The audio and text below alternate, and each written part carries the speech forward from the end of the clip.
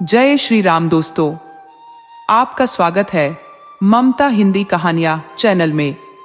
यहाँ पर आपको मिलेंगी दिल को छू जाने वाली प्रेरणादायक कहानियां। अगर आपको हमारी कहानियां पसंद आए तो वीडियो को लाइक करें, चैनल को सब्सक्राइब करें और अपने सुझाव कमेंट में जरूर दें। आपके सहयोग से आपका अपना चैनल ज्यादा से ज्यादा लोगों तक पहुंच पाए। धन्यवाद।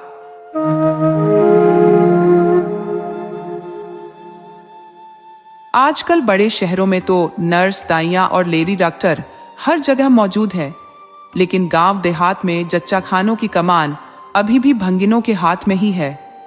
निकट भविष्य में भी इस व्यवस्था में कोई खास बदलाव की उम्मीद नहीं। बाबू महेश नाथ, जो गांव के जमींदार और पढ़े लिखे थे, इस बात को समझते थे कि जच्चा खानों में सुधार की बहुत जरूरत है, लेकिन इस सुधार की राह में जो अड़चनें थी उनसे पार कैसे पाए। कोई नर्स गांव आने को तैयार नहीं होती थी, और अगर कोई 1000 मिन्नतों के बाद मान भी जाती तो उसकी मांगी हुई फीस इतनी ज्यादा होती कि बाबू महेश नाथ के पास और कोई चारा न रहता सिवाय चुपचाप लौट जाने के। लेडी डॉक्टर को बुलाने का तो सवाल ही नहीं उठता था। उसकी फीस इतनी भारी होती कि शायद आधी जायदाद बेचनी पड़ती।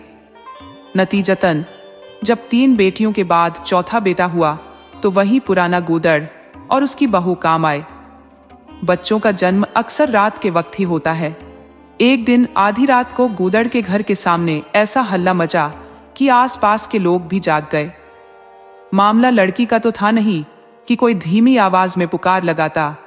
गूदड़ के घर में इस दिन की तैयारी महीनों से चल रही थी। बस यही डर था कि कहीं फिर से बेटी ना हो जाए, नहीं तो वही 1 रुपया और साड़ी मिलकर बात खत्म हो जाती। इस मुद्दे पर गूदड़ और उसकी बीवी के बीच कई बार झगड़े हो चुके थे, यहां तक कि शर्तें भी लग चुकी थी। उसकी बीवी कहती, अब की बार अगर बेटा ना हुआ तो मैं मुंह नहीं दिखाऊंगी। हाँ, मुंह नहीं दिखाऊंगी, बेटे के सारे लक्षण नजर आ रहे हैं। और गूदड़ कहता, देख लेना बेटी होगी, अगर बेटा निकला तो अपने मूंछें मोड़ डालूंगा। शायद गूदड़ यह सोचता था कि इस तरह बीवी की बेटे की चाहत को बढ़ावा देकर वह किसी तरह बेटे के आने का रास्ता साफ कर देगा। भूंगी चिढ़कर बोली, अब मोच मोड़ वाले गूदड़ मियां, कहती थी बेटा होगा। सुनता ही न था, अपनी ही धुन में लगा रहा। आज तेरी मोछे मैं खुद मुड़वाऊंगी, खूंटी पर टांग दूंगी।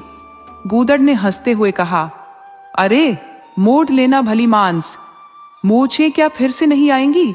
2-3 दिन में फिर ज्यों की त्यों हो जाएंगी। लेकिन सुन ले, जो कुछ मिलेगा उसका आधा हिस्सा मैं रख लूंगा, साफ साफ कह देता हूं। भूंगी ने उसे अंगूठा दिखाया और अपने 3 महीने के बच्चे को गूदड़ की गोद में डालकर सिपाही के साथ चल दी।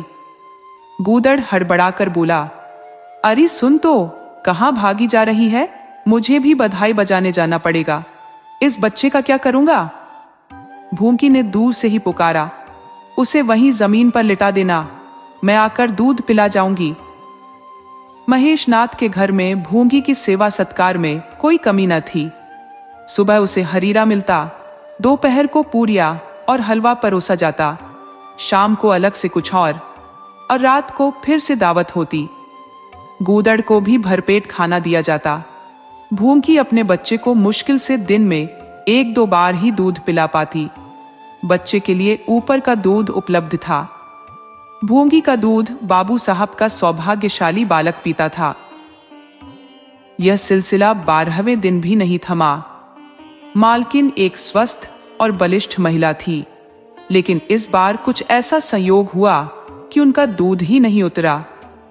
पिछली बार जब उनकी 3 बेटियां हुई थी तो इतना दूध था कि लड़कियों को हजम करने में परेशानी हो जाती थी।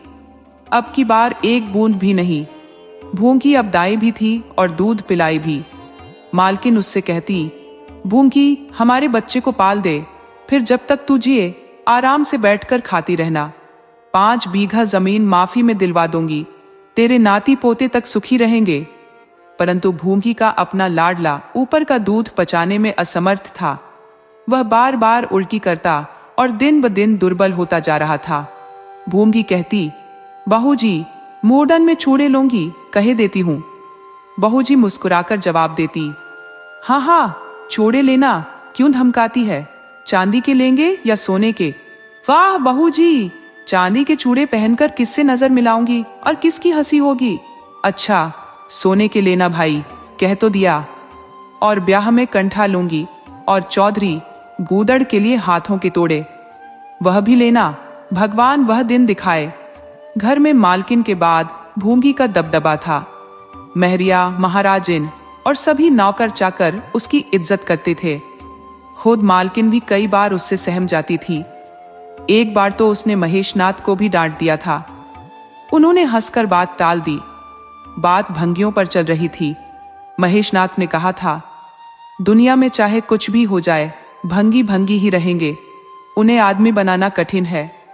इस पर भूमकी ने तपाक से कहा, मालिक, भंगी तो बड़े बड़ों को आदमी बनाते हैं, उन्हें कौन आदमी बनाएगा? यह दुस्साहस किसी और मौके पर भूंगी के लिए खतरनाक साबित हो सकता था, लेकिन इस बार बाबू साहब ठहाका लगाकर हंस पड़े और बोले, भूंगी, बात बड़े पते की कहती है। भूंगी का यह शासनकाल साल भर से अधिक नहीं चला। देवताओं ने बालक के भंगिन का दूध पीने पर आपत्ति जताई और मोतीराम शास्त्री तो प्रायश्चित्त का प्रस्ताव लेकर खड़े हो गए। दूध तो छुड़ाया जा चुका था, लेकिन प्रायश्चित्त का मामला मजाका का विषय बन गया। महेशनाथ ने डपटते हुए कहा, प्रायश्चित्त की बढ़िया कही शास्त्री जी, कल तक उसी भंगिन के सहारे जिंदा थे और अब वह अछूत हो गई। वाह रे तुम्हारा धर्म। शास्त्री जी ने क्रोधित होकर अपनी शिखा झटकी और बोले, ये तो सत्य है कि कल तक वह भंगिन के रक्त पर जीवित था, मांस खाकर पलता रहा, यह भी सही है, लेकिन कल की बात अलग थी, आज का समय अलग है। जगन्नाथपुरी में छूत अछूत सभी एक साथ भोजन करते हैं, लेकिन यहाँ ऐसा नहीं होता। बीमारी के वक्त हम भी नियम तोड़ देते हैं, कपड़े पहनकर खिचड़ी खा लेते हैं, लेकिन स्वस्थ होने पर तो धर्म का पालन करना ही पड़ता है। आपद धर्म अलग होता है। महेशनाथ ने तीखे स्वर में कहा, तो इसका मतलब यह हुआ कि धर्म समय और परिस्थिति के अनुसार बदलता रहता है। और क्या, राजा का धर्म अलग, प्रजा का धर्म अलग, अमीर का धर्म अलग, गरीब का धर्म अलग। राजे महाराजे जो चाहे खाएं, जिसके साथ चाहे खाएं, जिससे चाहे विवाह करें, उन पर कोई पाबंदी नहीं। समर्थ पुरुष है, पाबंदियां तो सिर्फ आम लोगों के लिए होती है। प्रायश्चित्त तो हुआ नहीं, लेकिन भूंगी को अपनी जगह से हटना पड़ा। हाँ, उसे इतनी दान दक्षिणा मिली कि वह अकेले संभाल नहीं सकी। सोने के चूड़े और 2 नई सुंदर साड़ियां मिली, जो साधारण नहीं थी। लेकिन इसी साल प्लेग ने अपना प्रकोप दिखाया और गूदड़ पहले ही इसकी चपेट में आ गया। भूंगी अकेली रह गई, पर उसकी गृहस्थी जैसे तैसे चलती रही। लोग इंतजार करते रहे कि भूंगी अब गिर जाएगी, किसी भंगी से उसकी बातचीत होगी या फलां चौधरी आएंगे, लेकिन न वह कहीं आई न कहीं गई। 5 साल बीत गए। उसका बेटा मंगल, जो दुर्बल और हमेशा बीमार रहता था, अब दौड़ने फिरने लगा। हालांकि सुरेश के सामने वह छोटा और कमजोर ही लगता था। एक दिन भूंगी महेशनाथ के घर का परनाला साफ कर रही थी। महीनों की गंदगी जमा हो चुकी थी। आंगन में पानी भरने लगा था। वह परनाले में एक लंबा मोटा बांस डालकर जोर से हिला रही थी। तभी अचानक उसने चीख कर हाथ बाहर खींच लिया। उसी क्षण एक काला सांप परनाले से निकलकर भागा। लोगों ने उसे दौड़कर मार तो डाला, लेकिन भूंगी को नहीं बचा सके। पहले लोगों ने इसे पानी का सांप समझा, इसलिए लापरवाही हुई। जब जहर शरीर में फैल गया और उसका असर दिखने लगा, तब पता चला कि वह पानी का नहीं, बल्कि गेहूं सांप था। मंगल अब अनाथ हो चुका था। दिन भर वो महेश बाबू के दरवाजे के इर्द गिर्द मंडराता रहता। घर में बची खुची जूठन इतनी होती थी कि उससे 4-5 बच्चे आसानी से पल सकते थे। खाने की तो कोई कमी नहीं थी, लेकिन उसे तब बहुत बुरा लगता जब उसे मिट्टी के कटोरों में खाना दिया जाता। बाकी सभी लोग अच्छे बर्तनों में खाते थे और उसके लिए केवल मिट्टी के कटोरे ही बचते। हालांकि उसे इस भेदभाव का सीधा ज्ञान नहीं था, पर गांव के बच्चे उसे ताने देकर उसका मजाक उड़ाते। कोई भी उसे अपने साथ खेलने के लिए नहीं बुलाता था। यहाँ तक कि जिस टाट पर वह सोता था, उसे भी लोग अछूत मानते थे। मकान के सामने एक नीम का पेड़ था और उसी के नीचे मंगल का बसेरा था।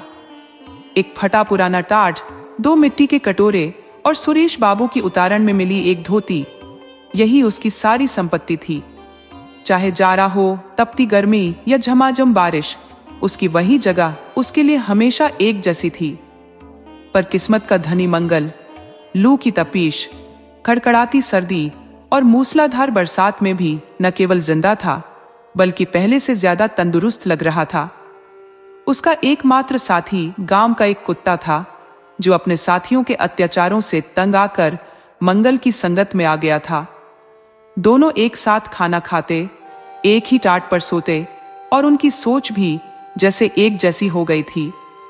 दोनों ने एक दूसरे को इतना समझ लिया था कि आपस में कभी झगड़ा नहीं होता। गांव के धार्मिक लोग बाबू साहब की इस दरियादिली पर हैरान थे। मंगल का बाबू साहब के दरवाजे के पास सिर्फ 50 हाथ की दूरी पर पड़े रहना उन्हें पूरी तरह धर्म विरुद्ध लगता। छी, अगर यही चलता रहा तो कुछ ही दिनों में धर्म का अंत हो जाएगा, वे कहते। हमें मालूम है कि भंगी को भी भगवान नहीं रचा है और उसके साथ अन्याय करना पाप है, पर समाज की मर्यादा भी कोई चीज है। हर किसी को उसके स्तर पर रखना ही उचित है। लेकिन मंगल और तामी की जोड़ी इससे बेपरवाह थी। मंगल अक्सर तामी से कहता, देखो भाई तामी, जरा और खिसक कर ले तो, आखिर मैं कहां लेतूं, सारा टाट तो तुमने घेर लिया है। तामी जवाब में कूं कूं करता, पूंछ हिलाता और खिसकने के बजाय और करीब आकर उसका मुंह चाटने लगता। हर शाम मंगल अपने पुराने घर का चक्कर लगाने और थोड़ी देर रोने जरूर जाता। पहले साल उसका फूस का छप्पर गिर गया, दूसरे साल एक दीवार ढह गई और अब वहां केवल अधूरी नुकीली दीवारें खड़ी रह गई थी। यही टूटे फूटे घरौंदे को वह अपना एकमात्र अपनापन मानता था। वही पुरानी यादें, वही जज्बा, वही ममत्व बार बार मंगल को उस उजड़े हुए ठिकाने पर खींच लाता और तामी हमेशा उसकी परछाई बनकर साथ रहता। मंगल अक्सर नुकीली दीवार पर बैठ जाता और अतीत के बिखरे टुकड़ों और भविष्य के अधूरे ख्वाबों को जोड़ने की कोशिश करता। तामी बार बार उचककर उसकी गोद में बैठने की कोशिश करता, मगर हर बार नाकाम रह जाता। एक रोज कुछ लड़के मैदान में खेल रहे थे। मंगल भी पास जाकर दूर खड़ा हो गया। शायद सुरेश को उस पर तरस आ गया या फिर खेल में खिलाड़ियों की कमी महसूस हुई। जो भी हो, फैसला हुआ कि आज मंगल को भी खेल में शामिल कर लिया जाए। कौन देख रहा है यहाँ? ये सोचते हुए उन्होंने उसे बुलाया। सुरेश ने आवाज लगाई, ओए मंगल, खेलेगा? मंगल झिझकते हुए बोला, ना भैया, अगर मालिक देख लेंगे तो मेरी चमड़ी उधेड़ देंगे। तुम्हें क्या, तुम तो बच निकलोगे। सुरेश ने कहा, अरे यहाँ कौन आता है देखने, चल हम सवार सवार खेलेंगे। तू घोड़ा बनेगा, हम तेरे ऊपर सवारी करेंगे। मंगल ने शंका जताई, मैं सिर्फ घोड़ा ही रहूंगा या कभी सवारी भी करूंगा? पहले ये साफ कर लो। ये सवाल अप्रत्याशित था, किसी ने इस पर सोचा ही नहीं था। सुरेश थोड़ी देर सोचकर बोला, तुझे कौन अपनी पीठ पर बिठाएगा? तू भंगी है कि नहीं? मंगल ने भी सख्त लहजा अपनाया, मैंने कब कहा कि मैं भंगी नहीं हूं? लेकिन मेरी मां ने तुम्हें दूध पिलाकर पाला है। जब तक मुझे भी सवारी करने का मौका नहीं मिलेगा, मैं घोड़ा नहीं बनूंगा। तुम लोग बड़े चालाक हो, खुद मजे से सवारी करोगे और मुझे घोड़ा ही बनाए रखोगे। सुरेश भड़क गया, तुझे घोड़ा बनना ही पड़ेगा, और मंगल को पकड़ने दौड़ा। मंगल भी भाग खड़ा हुआ। सुरेश ने पीछे दौड़ लगाई। मंगल ने रफ्तार बढ़ा दी, लेकिन सुरेश मोटा और आलसी था। कुछ ही देर में हांफने लगा। हार मानकर वह चिल्लाया, आकर घोड़ा बन जा, वरना अगर पकड़ लिया तो बहुत मारूंगा। मंगल रुका नहीं, उसने पलटकर जवाब दिया, तुम भी घोड़ा बनोगे तब मैं बनूंगा। सुरेश झल्लाते हुए बोला, ठीक है, हम भी बन जाएंगे। मंगल ने कहा, तुम लोग झूठ बोलते हो, पहले तुम घोड़ा बनो, मैं सवारी कर लूं, फिर मैं बनूंगा। सुरेश ने सच में उसे धोखा देने की कोशिश की, मगर मंगल उसकी चाल समझ गया। उसकी इस जिद से सुरेश गुस्से में अपने साथियों से बोला, देख रहे हो इसकी बदमाशी, भंगी है ना, तभी तो। आखिरकार तीनों ने मिलकर मंगल को घेर लिया और जबरदस्ती उसे घोड़ा बना दिया। सुरेश ने फटाफट उसकी पीठ पर चढ़कर आसन जमाया और आवाज लगाई, चल घोड़े चल। लेकिन जैसे जैसे दिन का उजाला कम होता जा रहा था, मंगल की आत्मग्लानि भी धीमी पड़ती जा रही थी। बचपन से सताने वाली भूख उसके शरीर का खून चूसकर और ज्यादा बलवती हो रही थी। उसकी आंखें बार बार उन थालियों की ओर उठ जाती जहां सुरेश की बची खुची मिठाइयां होती। यहां धूल चाटने से क्या हासिल? मंगल ने टामी से कहा, खाओगे कुछ टामी? मैं तो ऐसे ही भूखा लेता रहूंगा। टामी ने कूं कूं करके शायद ये कहा, भाई ये बेइज्जती तो हमें ताजिंदगी झेलनी है। अगर हर बार ऐसे हार मानोगे तो गुजारा कैसे होगा? मुझे देखो, कोई डंडा मारता है तो चीखता हूं, लेकिन थोड़ी देर में दुम हिलाते हुए उसी के पास चला जाता हूं। यही तो हमारी किस्मत है। मंगल ने उदासी से कहा, तो तुम जाओ, जो मिले खा लो, मेरी परवाह मत करो। टामी ने भौंकते हुए कहा, अकेला नहीं जाता, तुम्हें लेकर ही जाऊंगा। मैं नहीं जाऊंगा तो मैं भी नहीं जाऊंगा। भूखों मर जाओगे तो क्या तुम जीते रहोगे? मेरा कौन है जो रोएगा? यहां भी वही हाल है। जिस कुतिया से प्रेम किया था उसने धोखा दिया और अब कल्लू के साथ है। शुक्र है अपने बच्चे ले गई, नहीं तो मेरी जान आफत में पड़ जाती। 5-5 बच्चों को कौन पालता? थोड़ी देर बाद भूख ने दिमाग में एक नई चाल सोची। मंगल ने कहा, मालकिन शायद हमें ढूंढ रही होंगी टामी। टामी ने सिर हिलाया, और क्या, बाबूजी और सुरेश तो खा चुके होंगे। कहार ने उनकी झूठी थाली उठाकर फेंक दी होगी और हमें पुकार रहा होगा। उनकी थाली में कितना घी होता है और मलाई भी, सब फेंक दिया जाएगा। देखते हैं हमें कोई ढूंढने आता है या नहीं। कोई क्या पंडित है जो ढूंढने आएगा? बस एक बार नाम लेगा और फिर थाली नाली में पलट दी जाएगी। मंगल ने हिम्मत जुटाई, तो चलो चलते हैं, लेकिन सुन लो, मैं छिपा रहूंगा। अगर मेरा नाम लेकर न पुकारा गया तो वापस लौट आऊंगा। दोनों महेशनाथ के दरवाजे पर आकर अंधेरे में दबककर खड़े हो गए, मगर टामी के पास धैर्य कहाँ। वह धीरे धीरे अंदर घुस गया। देखा, महेशनाथ और सुरेश थाली पर बैठे खा रहे थे। वह किनारे बरौठे में दुबक कर बैठ गया, लेकिन डर भी रहा था कि कहीं कोई डंडा न मार दे। अंदर नौकरों में बातचीत चल रही थी। एक ने कहा, आज मंगलवा कहीं दिख नहीं रहा, शायद मालकिन की डांट से भाग गया हो। दूसरे ने उत्तर दिया, अच्छा हुआ कि उसे निकाल दिया। सुबह सुबह भंगी का मुंह देखना किसी का मन खराब कर देता है। मंगल चुपचाप अंधेरे में और पीछे हट गया। उसकी उम्मीदें किसी गहरे कुएं में डूब चुकी थी। महेशनाथ थाली छोड़कर उठ गए। नौकर उनके हाथ धुला रहा था। अब हुक्का सुलगेगा और महाजन अपनी आरामगाह की ओर चले जाएंगे। सुरेश मां के पास जाकर कोई कहानी सुनते सुनते सो जाएगा। गरीब मंगल की सुध कौन लेगा? इतनी देर हो गई पर किसी ने उसका नाम तक नहीं लिया।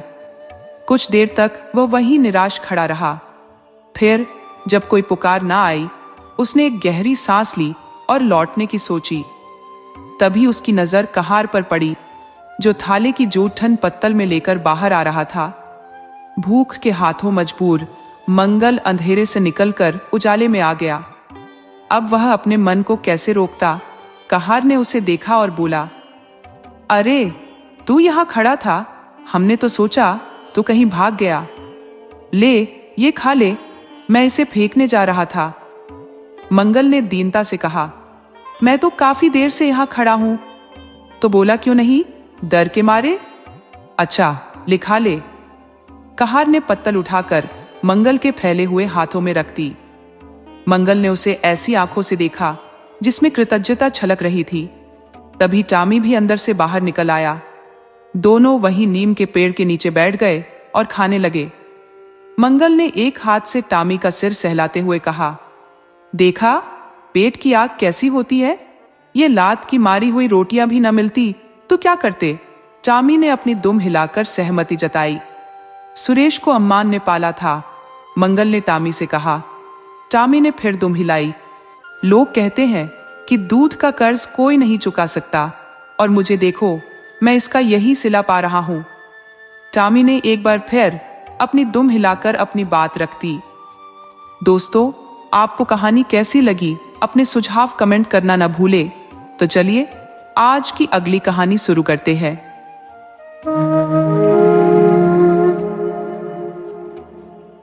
जिन साहसी तुर्कों के प्रचंड पराक्रम से ईसाई जगत थर्राता था, आज वही तुर्की रक्त कुस्तुनतुनिया की गलियों में बहकर इतिहास की स्याही लिख रहा है। वही कुस्तुनतुनिया जो एक शताब्दी पूर्व तुर्कों की दहशत से सहमा हुआ था, आज उन्हीं के रक्त में अपनी सुलगती पीड़ा की ठंडक ढूंढ रहा है। तुर्की सेना का सेनापति अपने 1,00,000 सैनिकों के साथ तैमूर की तलवार के सामने अपने भाग्य का न्याय सुनने खड़ा है। तैमूर ने अपनी विजयी दृष्टि उठाई और यजदानी की ओर ऐसे देखा जैसे कोई सिंह अपने शिकार को देखता है। वह गरजता हुआ बोला, क्या चाहते हो, जीवन या मृत्यु? यजदानी ने अपराजित गर्व के साथ सिर उठाया और कहा, यदि सम्मान के साथ जीवन मिले तो जीवन, अन्यथा मृत्यु स्वीकार है। तैमूर का क्रोध जैसे ज्वालामुखी बनकर फट पड़ा। जिसने अब तक बड़े बड़े गर्वीले राजाओं को झुकाया था, वह इस उत्तर को सहन नहीं कर सकता था। 1,00,000 जिंदगियां उसकी मुट्ठी में थी, जिन्हें वह पल भर में कुचल सकता था। और इस पर ऐसा गर्व, सम्मानित जीवन की बात। तैमूर की दृष्टि में इसका यही अर्थ था कि गरीबों का जीवन फिर से अमीरों के ऐश्वर्य और विलासिता पर बलिदान किया जाए। वही मदिरा की सभाएं, वही अर्मीनिया की परिया और काफ के मृदु स्वप्न। नहीं, तैमूर ने खलीफा बायजीद के अभिमान को इसी उद्देश्य से चूर नहीं किया था कि तुर्क फिर से अपनी मदान स्वतंत्रता के नाम पर इस्लाम का अपमान करें। यदि उसे यही करना होता तो इतने रक्तपात की आवश्यकता ही क्यों पड़ती? मानव रक्त का प्रवाह संगीत नहीं, बल्कि एक भयावह दृश्य है जिससे आंखें भी मोह मोड़ लेती हैं। तैमूर कोई हिंस्र पशु नहीं था जो इस दृश्य को देखने के लिए अपना जीवन दांव पर लगाता। वह तिरस्कार से भरे स्वर में बोला, जिसे तुम सम्मानित जीवन कहते हो, वह दरअसल पाप और जहन्नुम की जिंदगी है। यजदानी जानता था कि तैमूर से दया या क्षमा की कोई उम्मीद रखना व्यर्थ है। उसकी और उसके सैनिकों की जान किसी भी हाल में नहीं बच सकती। फिर क्यों न वह अपनी अंतिम घृणा प्रकट कर दे। उसने एक बार कातर दृष्टि से उस युवा योद्धा की ओर देखा जो उसके पीछे खड़ा था। वह अपनी जवानी को जैसे किसी लगाम से रोक रहा था, लेकिन उसके इस्पाती शरीर से अतुलित क्रोध की चिंगारियां फूट रही थी। यजदानी ने उस युवा की सूरत देखी और जैसे अपनी तलवार म्यान में कर ली। उसने अपनी घुटन को पीते हुए कहा, जहां पनाह, आप इस वक्त विजयी हैं, लेकिन यदि अपराध क्षमा हो तो कहने दूं कि तुर्कों को अपनी जीवन शैली पर तातारियों से उपदेश लेने की आवश्यकता नहीं। दुनिया से कटे हुए तातार के सूने मैदानों में न त्याग और साधना का आचरण संभव है, न ही वहां उपलब्ध साधनों का त्याग करना व्यवहारिक है। लेकिन जहां ईश्वर की नेमतों का अनवरत प्रवाह हो, वहां उन उपहारों का उपयोग न करना एक तरह की कृतज्ञता है। अगर केवल तलवार ही सभ्यता का मापदंड होती तो गाल जाति रोमनों से कहीं अधिक सभ्य होती। तैमूर ने एक जोरदार ठहाका लगाया और उसके सैनिकों ने अपने हथियारों पर हाथ रख लिया। उसका यह अट्टहास जैसे आसमान में गूंजता हुआ मौत का संकेत था या आसन्न प्रलय का अग्रदूत। तातारी क्या सचमुच जंगली है? मैं यह नहीं कहता। तुम्हारा कहना है कि ईश्वर ने तुम्हें भोग विलास के लिए बनाया है। मैं कहता हूं, यह सोच कुफ्र है। ईश्वर ने इंसान को अपनी इबादत और बंदगी के लिए रचा है। जो भी इसके विपरीत आचरण करता है वह काफिर है, जहन्नुम का हकदार है। रसूल पाक हमें शुद्ध जीवन जीने और सच्चा इंसान बनने का संदेश देने आए थे, हराम का रास्ता दिखाने नहीं। तैमूर ने यह संकल्प लिया है कि वह दुनिया को इस कुफ्र से पवित्र करेगा। रसूल पाक के पैगाम की कसम, मैं निर्दयी नहीं हूं, जालिम नहीं हूं, खूंखार नहीं हूं, लेकिन मेरे ईमान के अनुसार कुफ्र की सजा केवल मौत है। ये कहते हुए तैमूर ने तातारी सेनापति की ओर ऐसी नजर डाली जैसे आसमान से बिजली गिरने वाली हो। उसी समय एक विशालकाय योद्धा तलवार लिए यजदानी की ओर झपटा। तातारी सेना ने भी अपनी तलवारें निकाल ली और तुर्की सैनिकों पर टूट पड़ी।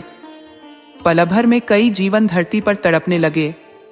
तभी वह युवक जो अब तक यजदानी के पीछे खड़ा था आगे बढ़ा।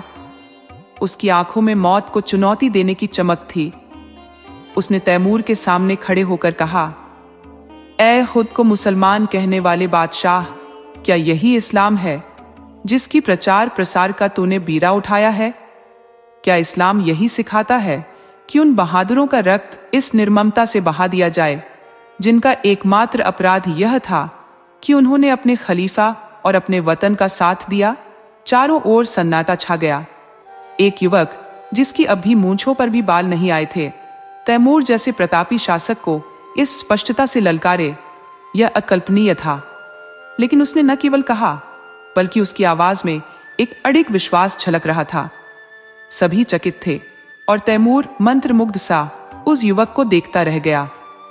युवक ने एक क्षण तातारी सैनिकों की ओर देखा जिनके चेहरे पर एक विचित्र उत्सुकता और समर्थन का भाव था, और बोला, तू इन मुसलमानों को काफिर कहता है और समझता है कि इन्हें कत्ल करके तू खुदा और इस्लाम की खिदमत कर रहा है? मैं तुझसे यह सवाल करता हूं कि जो लोग केवल खुदा के आगे झुकते हैं, जो रसूल पाक को अपना रहनुमा मानते हैं, अगर वे मुसलमान नहीं है तो फिर कौन है? माना कि हम काफिर हैं, पर तेरे अपने तो है। क्या इस्लाम कैदियों के कत्ल को जायज ठहराता है? अगर खुदा ने तुझे ताकत बख्शी है, हुकूमत दी है, तो क्या इसीलिए कि तू मासूमों का खून बहाए? क्या गुनहगारों को मौत के घाट उतार कर तू उन्हें नेक रास्ते पर ला सकेगा? तूने कितनी बेरहमी से 70,000 बहादुर तुर्कों को छल से खत्म किया, उन्हें सुरंगों में उड़वा दिया, उनके मासूम बच्चों और बेबस औरतों को बेसहारा कर दिया। क्या तुझे इसका कोई इल्म है? क्या यही वह कारनामे हैं जिन पर तू इस्लाम का झंडा लहराना चाहता है? क्या तू सचमुच सोचता है कि इस कत्लेआम और खून की नदियों के जरिए इस्लाम की रोशनी फैलाएगा? तूने तुर्कों के खून से अपने घोड़ों के पांव नहीं धोए, बल्कि इस्लाम की बुनियाद पर चोट की है। क्या तुझे यह एहसास है कि उन्हीं तुर्कों की कुर्बानी ने यूरोप में इस्लाम का परचम बुलंद किया था? आज सोफिया के चर्चों में अल्लाह अकबर की गूंज सुनाई देती है। यूरोप इस्लाम को अपनाने के लिए तैयार खड़ा है। क्या तेरे कारनामे इस काबिल हैं कि उनका इनाम तुझ पर बरसे? तू इस ख्याल को दिल से निकाल दे कि खून रेजी इस्लाम की खिदमत है। याद रख, एक दिन तुझे भी परवरदिगार के सामने पेश होना पड़ेगा और तेरे किसी बहाने को कबूल नहीं किया जाएगा। अगर तेरे दिल में नेक और बद की पहचान बची है तो खुद से पूछ, यह जिहाद खुदा की राह में था या तेरी हवस की आग का नतीजा? मुझे यकीन है तेरा दिल ऐसा जवाब देगा जो तेरी गर्दन झुका देगा।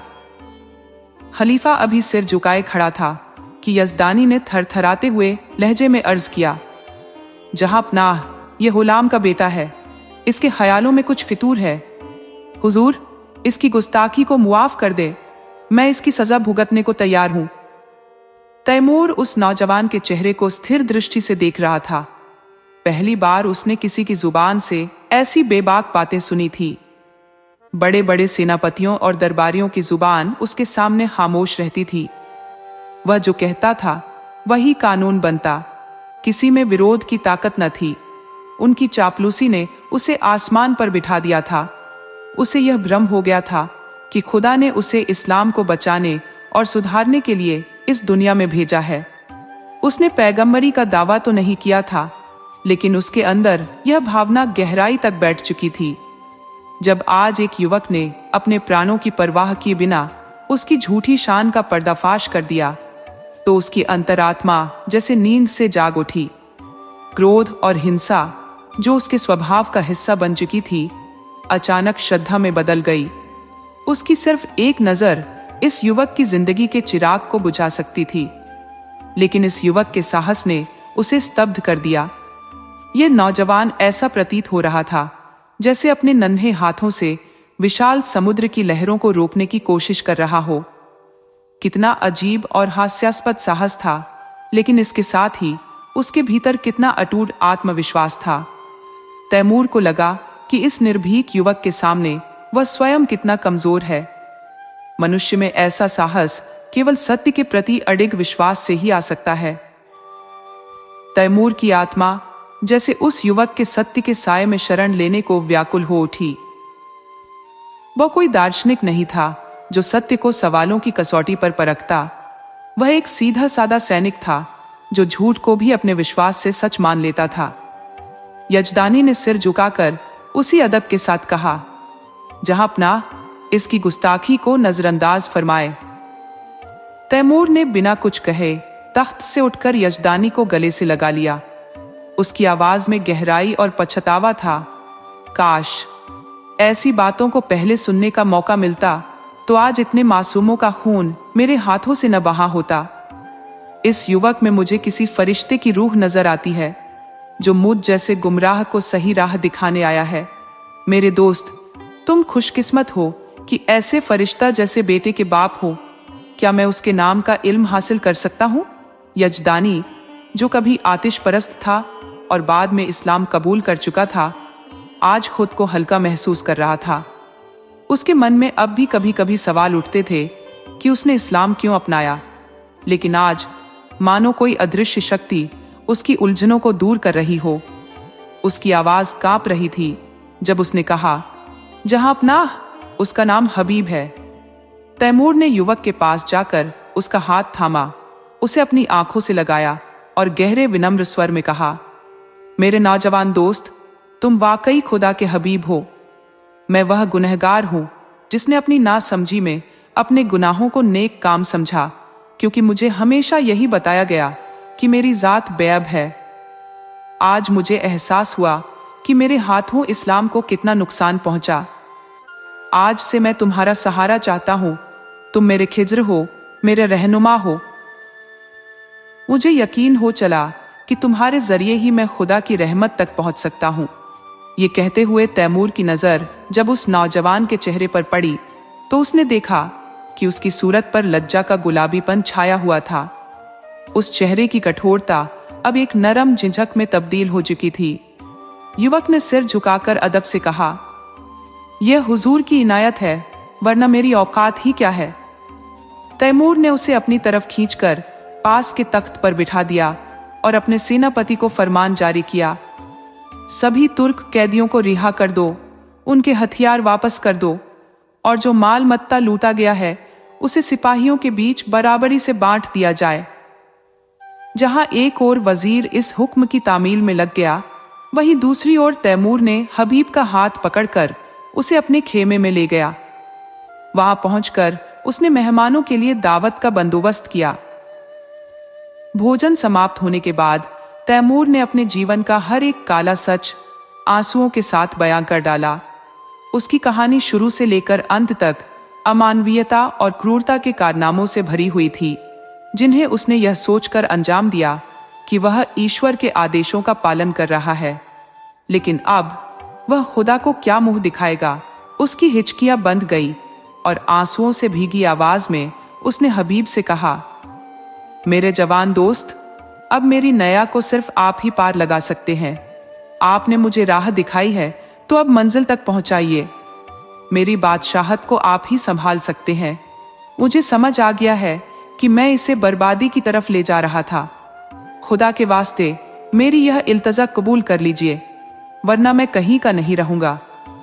यजदानी ने अदब के साथ कहा, जहां अपना यही आपकी मेहरबानी है, लेकिन इस लड़के की उम्र ही क्या है। वजारत की जिम्मेदारी यह कैसे उठा पाएगा। अभी इसके सीखने संवरने के दिन है। एक तरफ इनकार था, दूसरी तरफ तैमूर का अटल आग्रह। यजदानी मना तो कर रहे थे, लेकिन उनके दिल में फख्र भी हो रहा था। मूसा आग लेने गए थे, पैगंबरी मिल गई। मौत के साए में जा रहे थे, वजारत मिल गई। लेकिन एक शंका उनके मन में गहरी होती जा रही थी। तैमूर जैसे अस्थिर स्वभाव वाले इंसान का क्या ठिकाना। आज खुश होकर वजारत दे रहे हैं, कल नाराज होकर सिर कलम भी कर सकते हैं। उन्हें हबीब की काबिलियत पर पूरा भरोसा था, लेकिन एक अज्ञात डर उनके दिल में था। पराये मुल्क में क्या हालात बने ये कौन जानता है। दरबार की साजिशों का कोई ठिकाना नहीं। हबीब नेक है, होशियार है और मौके की नजाकत समझता है, लेकिन वह अनुभव कहां से लाएगा जो उम्र के साथ आता है। यशदानी ने इस बारे में सोचने के लिए एक दिन की मोहलत मांगी और रुखसत हो गए। हबीब यजदानी का बेटा नहीं बल्कि बेटी थी। उसका नाम उम्मतुल हबीब था। जब यजदानी और उनकी पत्नी ने इस्लाम कबूल किया उस वक्त हबीब महज 12 साल की थी, लेकिन खुदा ने उसे सिर्फ बुद्धि और समझ नहीं बल्कि सोचने समझने की आज़ादी भी दी थी। वह किसी भी बात को तब तक नहीं मानती थी जब तक उसे खुद परख न ले। माँ बाप के धर्म परिवर्तन से वह थोड़ी परेशान जरूर हुई, मगर उसने तय किया कि बिना इस्लाम और अपने धर्म का गहराई से अध्ययन किए वह कुछ नहीं करेगी। यजदानी और उनकी पत्नी ने भी उस पर किसी तरह का दबाव नहीं डाला। उन्होंने कहा, जैसे हमें अपना धर्म बदलने का हक है वैसे ही तुम्हें अपने धर्म पर कायम रहने का अधिकार है। ये सुनकर हबीब को सुकून मिला और उसने दोनों धर्मों का तुलनात्मक अध्ययन शुरू किया। पूरे 2 साल तक उसने गहन अध्ययन किया, फिर खुद के दिल से इस्लाम कबूल कर लिया। उसके माता पिता खुशी से झूम उठे। उन्हें फक्र हुआ कि उनकी बेटी ने यह कदम दबाव में नहीं बल्कि अपनी मर्जी और समझ से उठाया। यजदानी का कोई बेटा नहीं था और उस दौर में जब तलवार ही सबसे बड़ी ताकत मानी जाती थी, बेटा न होना बहुत बड़ा अभिशाप समझा जाता था। इसलिए यजदानी ने अपनी बेटी को ही बेटे की तरह पालने का फैसला किया। उम्मतुल हबीब को लड़कों जैसा ही सिखाया पढ़ाया गया। वह लड़कों जैसे कपड़े पहनती, घुड़सवारी करती, हथियार चलाना सीखती और अक्सर अपने पिता के साथ खलीफा बायजीद के महलों में जाती। वहां वह राजकुमारी के साथ शिकार पर जाया करती। सिर्फ शस्त्र विद्या ही नहीं, उसने दर्शन, साहित्य, विज्ञान और आध्यात्म का भी अध्ययन किया। 16 साल की उम्र में वह सैनिक विद्यालय में दाखिल हुई और 2 साल में वहां की सबसे कठिन परीक्षा पास करके फौज में शामिल हो गई। उसकी वीरता और नेतृत्व क्षमता देखकर खलीफा बायजीद इतना प्रभावित हुआ कि उसे तुरंत 1 हज़ारी मनसब से नवाजा। इतनी काबिल और आकर्षक युवती को चाहने वालों की कमी नहीं थी। कई अफसर और राजघराने के युवक उसके दीवाने थे। हर दिन उसके लिए निकाह के प्रस्ताव आते, मगर वह हमेशा इनकार कर देती। उसका विवाह में कोई दिलचस्पी नहीं थी। उसे लगता था कि युवतियां बड़े सपनों के साथ ब्याही जाती है, मगर अंत में महलों में कैद होकर उपेक्षित जीवन बिताती है। यही ख्याल उसे शादी से दूर रखता था। उस समय क्या हालात होंगे इसका सटीक अंदाजा लगाना मुश्किल है। यहां पर तो मैं मौजूद था, हर एक नकारात्मकता को मुंह बंद करने पर मजबूर कर देता था। लेकिन वहां तुम्हें अकेला रहना होगा और अफवाहों को अपनी मनमर्जी के झूठ फैलाने का मौका मिल जाएगा। उसकी पत्नी इस पूरे मामले में स्वेच्छा को उतना महत्व नहीं देना चाहती थी। उसने कहा, मैंने सुना है कि तैमूर का स्वभाव ठीक नहीं है। मैं तुम्हें किसी भी सूरत में जाने नहीं दूंगी। अगर कुछ ऊंच नीच हो गया तो दुनिया हमारा मजाक उड़ाएगी। वैसे भी हमारे खिलाफ हंसने वालों की कमी नहीं है। पति पत्नी देर तक इस पर चर्चा करते रहे, ऊंच नीच का विश्लेषण करते रहे, लेकिन हबीब खामोश बैठी रही। यजदानी को लगा कि हबीब उनके फैसले से सहमत है। इनकार का संदेश देने के लिए ही जैसे हबीब ने अचानक पूछा, आप तैमूर से क्या कहने वाले हैं? यजदानी ने उत्तर दिया, यही जो यहां तय हुआ है। हबीब ने शांत स्वर में कहा, मैंने तो अब तक कुछ भी नहीं कहा। यजदानी ने कहा, मुझे लगा कि तुम भी हमारी राय से सहमत हो। हबीब ने दृढ़ता से उत्तर दिया, जी नहीं, आप जाकर उनसे कह दें कि मैं इस प्रस्ताव को स्वीकार करती हूं। उसकी मां ने छाती पर हाथ रखकर कहा, ये क्या कर रही हो बेटी? सोचो लोग क्या कहेंगे। यजदानी भी सदमे में सिर पकड़कर बैठ गए, मानो उनके दिल पर किसी ने गहरी चोट कर दी हो। उनकी जुबान से एक भी शब्द नहीं निकला। हबीब ने चेहरे पर दृढ़ता लाते हुए कहा, अम्मी जान, मैं आपके आदेश को ठुकराना नहीं चाहती। आपके पास पूरा अधिकार है कि आप मुझे जाने दें या न दें, लेकिन यह मौका मेरे जीवन में शायद दोबारा ना आए। इस अवसर को खोने का गम मुझे ताउम्र रहेगा। मुझे यकीन है कि मैं अमीर तैमूर को अपनी ईमानदारी, निष्पक्षता और वफादारी से इंसानियत की राह पर ला सकती हूँ। शायद उसके हाथों निर्दोषों का कत्लेआम रुक जाए। वह साहसी है, लेकिन बेरहम नहीं। कोई सच्चा साहसी इंसान बेरहम नहीं हो सकता। उसने अब तक जो किया वह धर्म के अंधे जुनून में किया, लेकिन आज खुदा ने मुझे मौका दिया है कि मैं उसे दिखा सकूं कि असली धर्म खिदमत का नाम है, न कि कत्लेआम और लूट का। मुझे खुद की सुरक्षा का कोई डर नहीं है। मैं अपनी हिफाजत खुद कर सकती हूँ। और मान लीजिए कि मैं नाकाम भी हो जाऊं, तो क्या सच और इंसाफ के लिए कुर्बान हो जाना जिंदगी की सबसे बड़ी जीत नहीं है?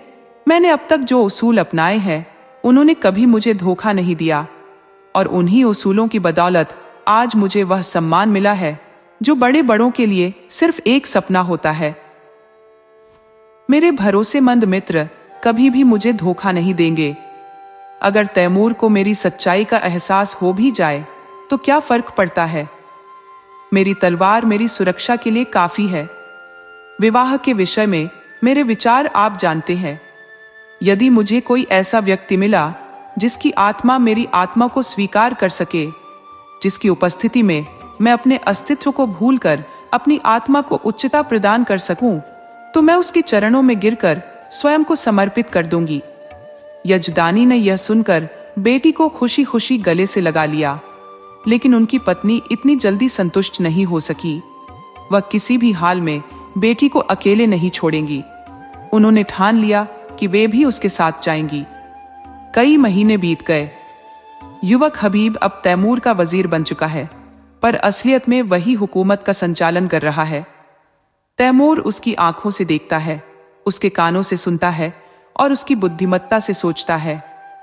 तैमूर चाहता है कि हबीब हर समय उसके पास रहे।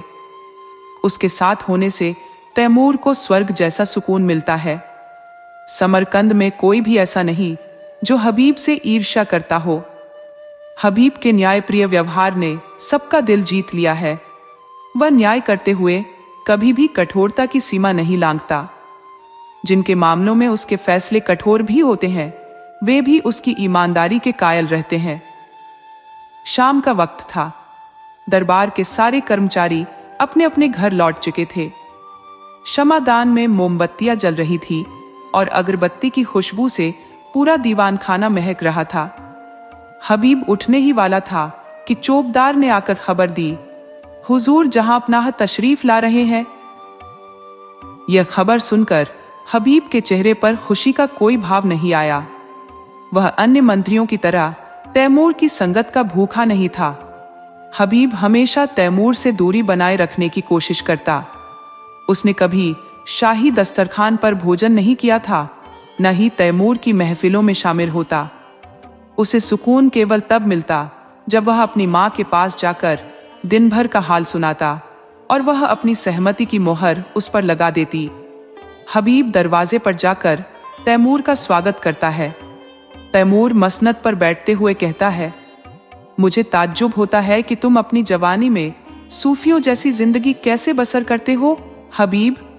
खुदा ने तुम्हें ऐसा रूप लावण्य दिया है कि सबसे हसीन औरतें भी तुम्हारी आशिक बनने को अपना सौभाग्य समझेंगी। शायद तुम्हें खबर नहीं, जब तुम अपने काले घोड़े पर सवार होकर बाहर निकलते हो तो समरकंद की खिड़कियों पर हजारों आंखें तुम्हारी एक झलक देखने के लिए बेचैन रहती हैं, मगर तुम्हें किसी तरफ आंख उठाते कभी नहीं देखा गया। मेरा रब जानता है मैं कितनी शिद्दत से यह चाहता हूं कि तुम्हारे पद चिन्हों के सांचे में अपने कदम रख सकूं, परंतु यह संसार मेरी गर्दन पर शिकंजा कसे रहता है। मैं हसरत रखता हूं कि जैसे तुम दुनिया में रहकर भी उससे अलिप्त रहते हो, उसी भांति मैं भी जी सकूं। लेकिन न मेरे पास वह जिगर है और न ही वह दिमाग। मैं हर पल अपने आप पर और पूरी दुनिया पर झुंझलाता रहता हूं। ऐसा प्रतीत होता है जैसे मेरे भीतर हमेशा क्रोध और खून की प्यास धधकती रहती है, जिसे तुम बुझने नहीं देते। ये जानते हुए भी कि तुम्हारे हर कार्य में श्रेष्ठता का आलोक है, मैं अपने गुस्से को लगाम नहीं दे पाता। तुम जिस ओर से गुजरते हो मोहब्बत और उजाले की लकीर खींच जाते हो। जिनसे बैर होना चाहिए वे भी तुम्हारे सखा बन जाते हैं, और मैं जिस दिशा से गुजरता हूं केवल नफरत और शंका के बादल घनेरे कर देता हूं। जिनसे मित्रता होनी चाहिए वे भी मेरे दुश्मन बन जाते हैं। इस दुनिया में बस एक जगह है जहां मुझे राहत का एहसास होता है। अगर तुम समझते हो कि यह ताज और तख्त मेरे रास्ते की बेड़िया है तो खुदा की सौगंध मैं इन्हें आज ही ठुकरा दूं। मैं यहाँ तुम्हारे पास इस याचना के साथ आया हूं कि तुम मुझे वह मार्ग दिखाओ जिससे मैं असली खुशी पा सकूं। मैं चाहता हूं तुम यहीं इस महल में रहो ताकि मैं तुमसे असली जीवन का पाठ सीख सकूं। हबीब का हृदय एक पल के लिए थम सा गया। क्या अमीर ने नारीत्व के उस गूढ़ रहस्य को जान लिया है? उसे यह समझ नहीं आया कि इस पर वह क्या उत्तर दे। उसके कोमल हृदय में तैमूर की इस वेदनामयी आत्मग्लानि ने करुणा भर दी। वह तैमूर जिसका नाम सुनकर पूरी दुनिया सिहर उठती थी, आज उसके सामने एक निरीह प्राणी बनकर प्रकाश की याचना कर रहा था।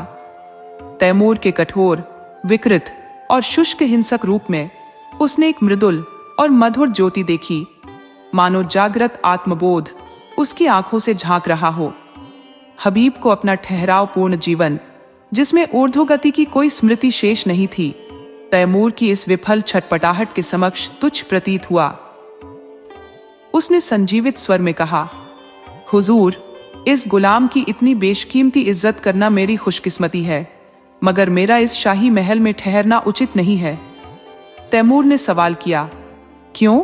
हबीब ने कहा, जहां दौलत हद से ज्यादा हो वहां लूटपाट का साया रहता है, और जहां इज्जत हद से ज्यादा हो वहां दुश्मनी के कांटे उगते हैं। तैमूर ने विस्मय से पूछा, क्या तुम्हारा भी कोई दुश्मन हो सकता है? हबीब ने मुस्कुराते हुए कहा, मैं खुद ही अपना सबसे बड़ा दुश्मन बन जाऊंगा। इंसान का सबसे बड़ा शत्रु उसका अहंकार है। तैमूर को ऐसा लगा जैसे कोई अनमोल रत्न उसके हाथ लग गया हो। मन ही मन उसने आदमी का सबसे बड़ा दुश्मन गरूर है वाले वाक्य को दोहराया और कहा, हबीब, तुम कभी मेरे काबू में नहीं आ सकते। तुम वह परिंदा हो जो सिर्फ आसमान में उड़ने के लिए बना है। अगर तुम्हें सोने के पिंजरे में भी रख दूं तो भी तुम फड़फड़ाते रहोगे। खैर, खुदा हाफिज। ये कहकर तैमूर तुरंत अपने महल की ओर चल पड़ा, जैसे उस रत्न को किसी सुरक्षित जगह रख देना चाहता हो। यह वाक्य उसने पहली बार नहीं सुना था, लेकिन आज इसे सुनकर जो समझ, प्रेरणा और ज्ञान उसे मिला वह पहले कभी नहीं मिला था। 6 स्थकर के इलाके से बगावत की खबर आई। हबीब को अंदेशा हुआ कि तैमूर वहां पहुंचकर कहीं कत्लेआम न कर दे। वह इस विद्रोह को शांतिपूर्ण तरीके से सुलझाकर तैमूर को यह दिखाना चाहता था कि सद्भावना की ताकत कितनी बड़ी होती है। तैमूर उसे इस मुहिम पर भेजने को तैयार नहीं था, लेकिन हबीब के जिद के आगे झुकना पड़ा। जब कोई और रास्ता न सूझा तो हबीब ने कहा, हुजूर, जब गुलाम मौजूद है तो आप अपनी जान खतरे में कैसे डाल सकते हैं? तैमूर मुस्कुराया और बोला, हबीब, मेरी जान तुम्हारी जान के मुकाबले कुछ भी नहीं है। फिर मैंने तो कभी अपनी जान की परवाह की ही नहीं। मैंने इस दुनिया में बस कत्ल और लूटपाट की यादें छोड़ी हैं। मेरे मरने पर कोई मेरे नाम को याद नहीं करेगा। मेरे जैसे लुटेरे तो हमेशा पैदा होते रहेंगे, लेकिन अगर तुम्हारे दुश्मनों को कुछ हो गया तो यह सल्तनत बर्बाद हो जाएगी, और फिर मुझे अपने सीने में खंजर मारने के सिवा और कोई रास्ता नहीं बचेगा। हबीब, मैं ये नहीं कह सकता कि तुमसे मैंने कितना सीखा। काश तुम मुझसे 10-15 साल पहले मिले होते तो तैमूर का नाम इतिहास में इतना बदनाम न होता। आज अगर जरूरत पड़ी तो मैं अपने जैसे 100 तैमूरों को तुम्हारे लिए कुर्बान कर दूंगा। ये समझ लो कि मेरी रूह तुम्हारे साथ जा रही है। और हाँ हबीब, आज मैं तुमसे यह कहता हूं कि मुझे तुमसे मोहब्बत है। ये बात अब जाकर मैं समझ पाया हूं, लेकिन इसमें क्या बुराई है कि मैं भी तुम्हारे साथ चलूं? हबीब ने दिल थाम कर कहा, अगर मुझे आपकी जरूरत महसूस होगी तो मैं आपको खबर कर दूंगा। तैमूर ने दाढ़ी पर हाथ रखकर कहा, जैसी तुम्हारी मर्जी, लेकिन हर रोज कासिद भेजते रहना, नहीं तो शायद मैं बेचैन होकर खुद चला आऊं। तैमूर ने बड़े प्यार से हबीब के सफर की तैयारियां की। तरह तरह की आरामदायक और जरूरी चीजें उसके लिए जमा की। कोहिस्तान के इलाके में ऐसी सुविधाएं कहाँ मिलेंगी। तैमूर इतनी लगन से जुटा हुआ था जैसे कोई माँ अपनी बेटी को ससुराल भेजने की तैयारी कर रही हो। जिस समय हबीब फौज के साथ रवाना हुआ, पूरा समरकंद उसकी विदाई में उमड़ पड़ा था। तैमूर अपने तख्त पर सिर झुकाए बैठा था, आंखों पर रूमाल रखा हुआ, जैसे कोई घायल पक्षी दर्द से बेहाल हो। इस थक्खर का इलाका अरमनी ईसाइयों का था। मुसलमानों ने उन्हें हराकर वहां अपनी हुकूमत कायम की थी और ऐसे सख्त नियम बना दिए थे जिनसे ईसाइयों को हर पल अपनी अधीनता का एहसास होता रहे। पहला नियम था जजिया, जिसे हर ईसाई को अदा करना पड़ता था, जबकि मुसलमान इससे मुक्त थे। दूसरा नियम था कि गिरजाघरों में घंटा नहीं बज सकता, और तीसरा नियम शराब पर रोक का था, जिसे मुसलमान हराम मानते थे। ईसाइयों ने इन बंधनों का विरोध किया और जब अधिकारियों ने ताकत का इस्तेमाल किया तो उन्होंने बगावत कर दी। उन्होंने मुसलमान सूबेदार को बंदी बना लिया और किले पर सलीबी झंडा फहरा दिया। हबीब को इस तखर में आए 2 दिन हो गए थे, लेकिन समस्या का हल उसे समझ नहीं आ रहा था। उसका दिल कहता था कि इन बंदिशों का कोई औचित्य नहीं, हर धर्म को बराबरी का सम्मान मिलना चाहिए। लेकिन वह जानता था कि मुसलमान इन पाबंदियों को हटाने पर राजी नहीं होंगे, और अगर वे मान भी गए तो तैमूर कभी इसकी इजाजत नहीं देगा। तैमूर में थोड़ा बदलाव तो आया है, लेकिन इन नियमों को खत्म करना उसके लिए नामुमकिन था। क्या वह ईसाइयों को उनकी धार्मिक आजादी के लिए सजा दे, जिसे वह सही मानता है, उसके खिलाफ कैसे जा सकता है? उसे सत्य का साथ देना होगा, चाहे नतीजा कुछ भी हो।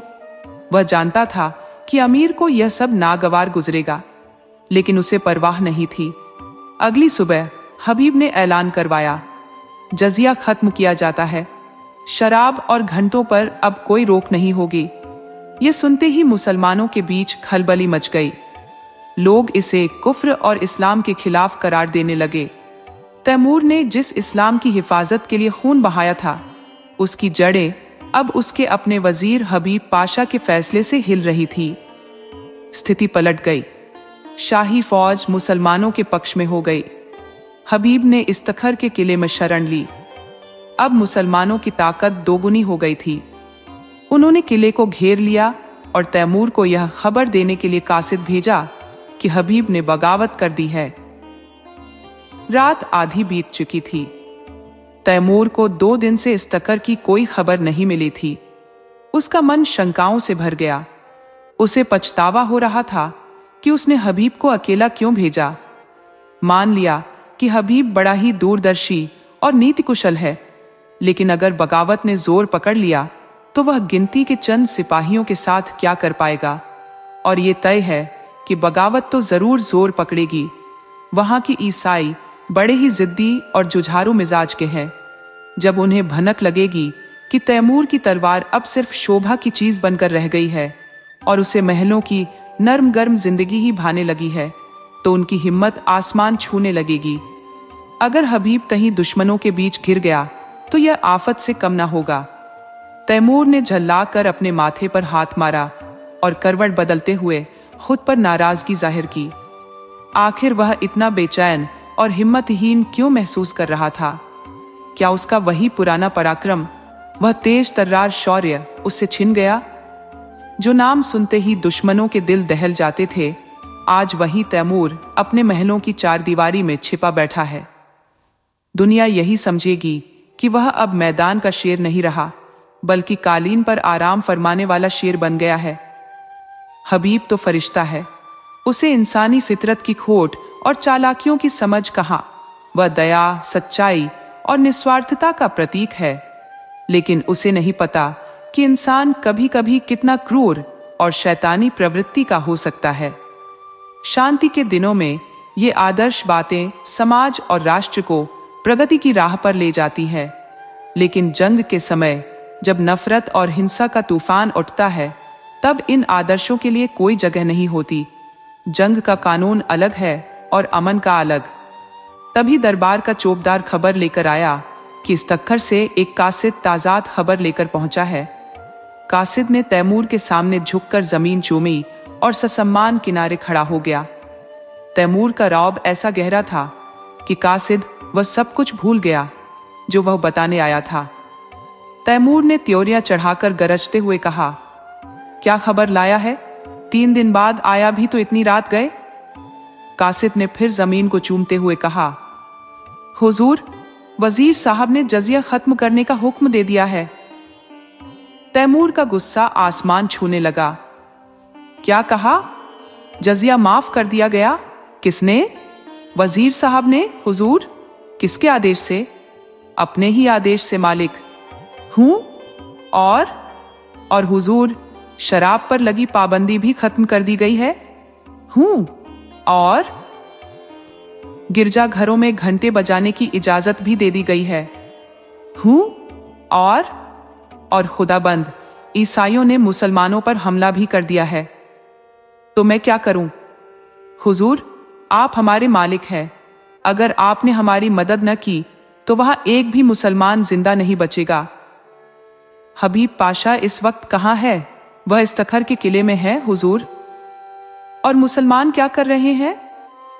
हमने ईसाइयों को किले में घेर रखा है हुजूर। उन्हीं के साथ हबीब भी? हाँ हुजूर, वह आपसे बगावत कर चुके हैं और इसी वजह से मेरे वफादार मुसलमानों ने उन्हें कैद कर लिया है। जी हुजूर, हो सकता है मेरे पहुंचने तक उन्हें कत्ल कर दिया जाए। ये बदतमीज, नीच, हट जा मेरी नजरों से। लोग ये सोचते हैं कि हबीब मेरा नौकर है और मैं उसका मालिक। ये उनकी सबसे बड़ी गलतफहमी है। सच्चाई ये है कि इस सल्तनत का असली वारिस हबीब है और तैमूर उसका अदना सा सेवक। उसके किसी फैसले में मैं दखल देने का हकदार नहीं हूं। जजिया माफ होना चाहिए, इसमें कोई दो राय नहीं। मुझे यह हक कतई नहीं कि किसी और मजहब वाले से उनके ईमान की कीमत वसूल करूं। अगर मस्जिद में अजान गूंज सकती है तो गिरजाघर में घंटा क्यों नहीं बज सकता? घंटा बजाने की आवाज में कोई कुफ्र नहीं। असली काफिर वह है जो दूसरों का हक छीन ले, गरीबों पर जुर्म करे, धोखेबाज हो, खुदगर्ज हो। वह इंसान काफिर नहीं हो सकता जो मिट्टी के एक टुकड़े में खुदा का नूर देखता है या जो नदियों, पहाड़ों, दरख्तों में खुदा की झलक पाता है। वह खुदा का दीवाना हमसे कहीं ज्यादा है जो उसे मस्जिदों की चारदीवारी में कैद समझते हैं। क्या तुम्हें लगता है कि मैं कुफ्र की बातें कर रहा हूं? असल में किसी और को काफिर मानना ही सबसे बड़ा कुफ्र है। हम सब खुदा के बनाए हुए हैं, उसके बंदे हैं। अब जाओ और उन बागी मुसलमानों को जाकर कह दो कि अगर तुरंत घेरा नहीं हटाया गया तो तैमूर कयामत बनकर आ पहुंचेगा। कासिद स्तब्ध खड़ा था कि तभी बाहर खतरे का बिगुल गूंज उठा। तैमूर की फौजें जंग के सफर की तैयारियों में जुट गईं।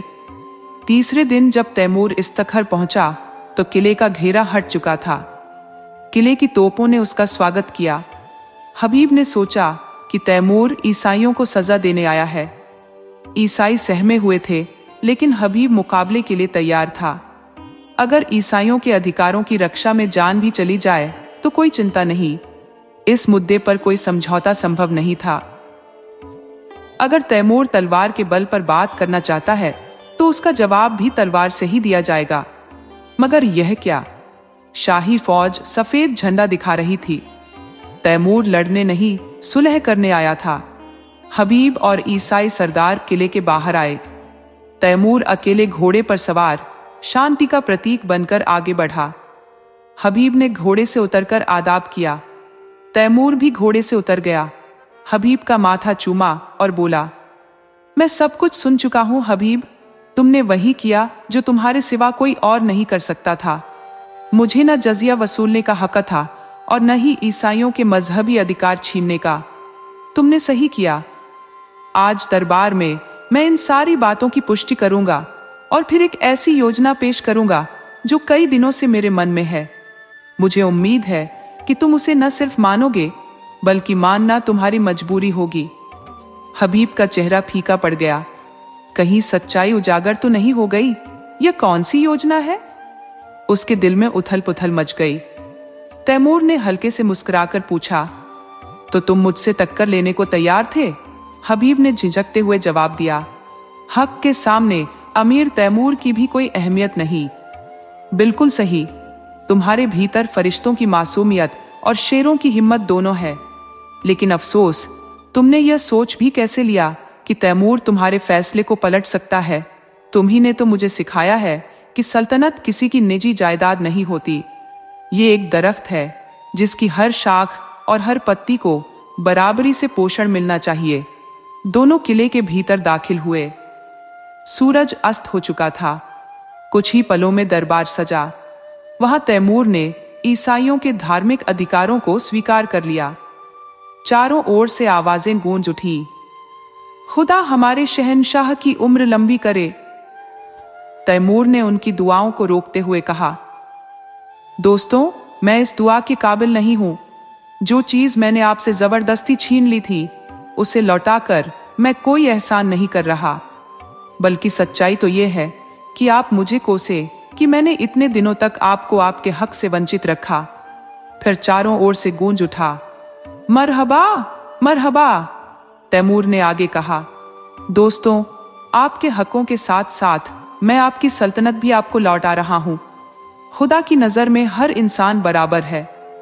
किसी भी कौम या शख्स को दूसरी कौम पर हुकूमत करने का हक नहीं है। आज से आप खुद अपने बादशाह हैं। मुझे भरोसा है कि आप भी मुस्लिम आबादी को उनके हकों से महरूम नहीं करेंगे।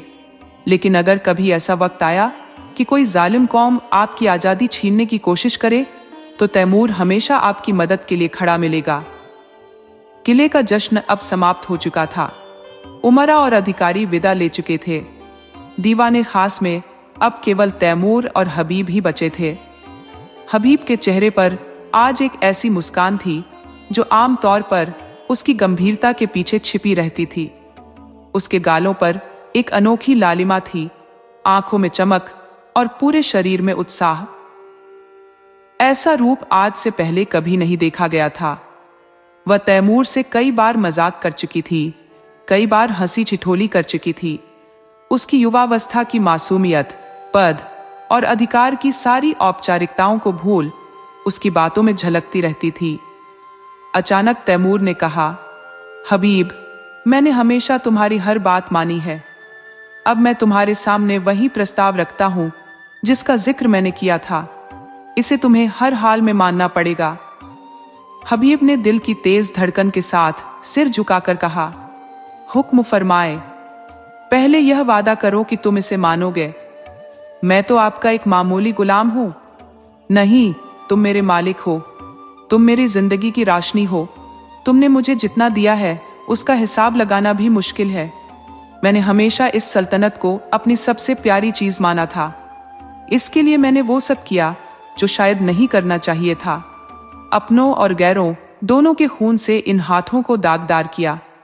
लेकिन अब मेरा काम पूरा हो चुका है। मैंने इस सल्तनत की बुनियाद रख दी है।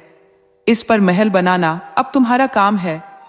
मेरी इल्तजा है कि आज से इस बादशाहत की जिम्मेदारी तुम्हें लेनी होगी, मेरी जिंदगी में भी और मेरी मौत के बाद भी। हबीब ने आकाश की ओर देखते हुए कहा, इतनी बड़ी जिम्मेदारी, मेरे कंधे इतने मजबूत नहीं है।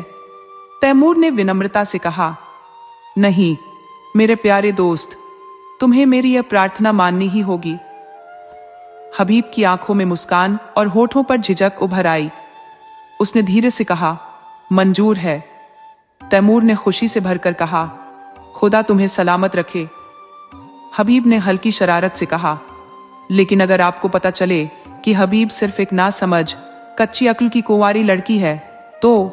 तैमूर ने मुस्कुराकर कहा, तो वह मेरी सल्तनत की मलिका और मेरे दिल की रानी बन जाएगी। आपको बिल्कुल ताज्जुब नहीं हुआ? मैं पहले से जानता था। कब से? जब तुमने पहली बार अपनी जालिम आंखों से मेरी तरफ देखा था। मगर आपने इसे छिपाया कैसे? तुमने ही सिखाया। शायद यहां मेरे अलावा कोई और इस सच को नहीं जानता। आपने मुझे पहचान लिया, मगर कैसे? तैमूर ने मोहक नजरों से उसकी तरफ देखकर कहा, यह मैं कभी नहीं बताऊंगा। यही हबीब बाद में तैमूर की बेगम हमीदा के नाम से मशहूर हुई। दोस्तों, आपको कहानी कैसी लगी, अपने सुझाव कमेंट करना ना भूले। तो चलिए आज की अगली कहानी शुरू करते हैं।